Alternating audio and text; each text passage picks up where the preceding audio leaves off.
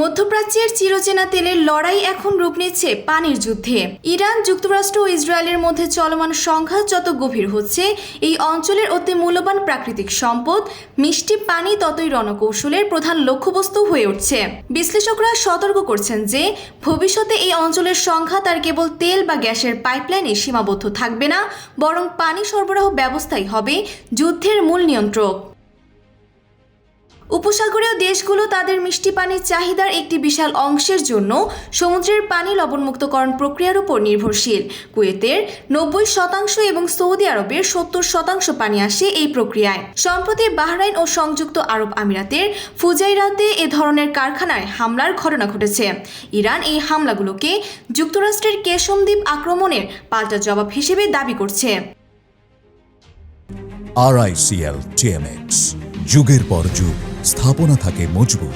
কাতার north western ইউনিভার্সিটির অধ্যাপক mark when Jones মনে করেন, পানি সরবরাহ অবকাঠামোতে আঘাত হেনে ইরান আসলে এক ধরনের আতঙ্ক তৈরি করতে যাচ্ছে। এর উদ্দেশ্য হল বেসামরিক জনগণের মধ্যে অস্থিরতা সৃষ্টি করা এবং মিত্র দেশগুলোর মাধ্যমে যুক্তরাষ্ট্রের উপর যুদ্ধ থামানোর চাপ প্রয়োগ করা। তবে ইরান নিজেই বর্তমানে ভয়াবহ পানির শূন্যতা ও খরা মোকাবেলা করছে।